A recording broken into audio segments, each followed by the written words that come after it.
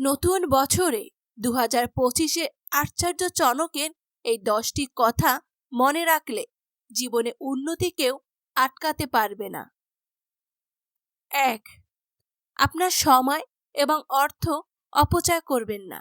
এই দুটো সম্পদ আমাদের জীবনে খুব মূল্যবান।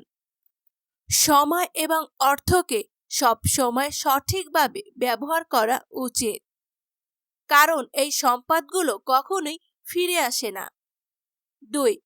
যে ব্যক্তি তার খাদ্য অভ্যাস, আচরণ এবং কাজ সংশোধন করে, সে সব সময় নিজের সফলতা অর্জন করতে পারে। সঠিক খাদ্য অভ্যাস, সঠিক আচরণ এবং সঠিক কাজ আপনাকে জীবনে সফল হতে সাহায্য করবে। 10. তোমরা শত্রুর বন্ধু হও, তাকে সম্মান করো। এটা রাজনীতির সবথেকে বড় ফর্মুলা। শত্রুকে সম্মান করে তাকে বন্ধু বানানো যায়। এটা চাণক্যের রাজনীতির গুরুত্বপূর্ণ নীতি। 4. সর্বশ্রেষ্ঠ সুখ হলো শরীর ও মনের মধ্যে ভারসাম্য। শারীরিক ও মানসিক ভারসাম্য মানুষের জীবনে সবথেকে বড় সুখ। 5. যে খারাপ সময় নিজেকে নিয়ন্ত্রণ করে, সেই একজন সত্যিকারের যোদ্ধা। যে কষ্টের মধ্যেও শান্ত থাকে, সে একজন শক্তিশালী ব্যক্তি। 6. কখনো জীবনে পরিশ্রম না করলে সফলতা কখনোই অর্জন করা যায় না।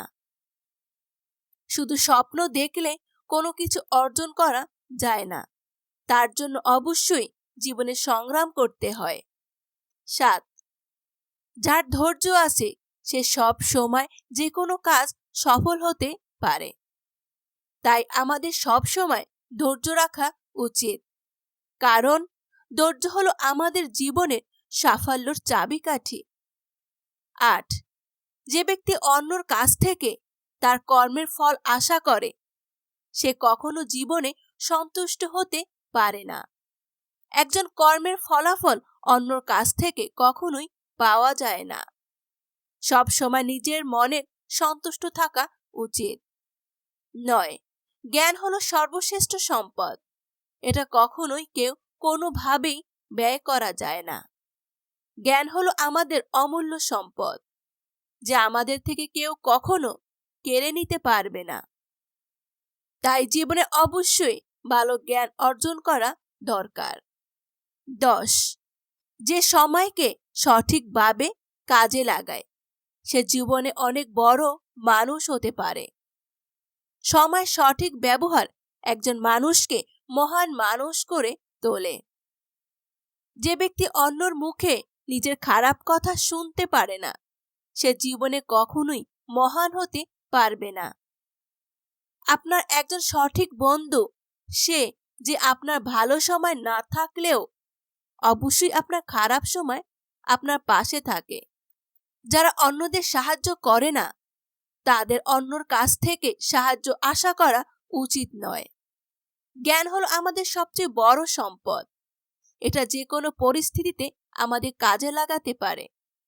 আপনি যদি চান যে লোকে আপনার কথা শুনুক, তাহলে প্রথমে আপনি নিজেকে সঠিক করুন। যে সময়ের মূল্য দেয় না, সময় তাকে ধ্বংস করে দেয়। যদি তুমি তোমার শত্রুকে দুর্বল দেখতে চাও, তাহলে বিনা কারণে তাদের তুচ্ছ করো।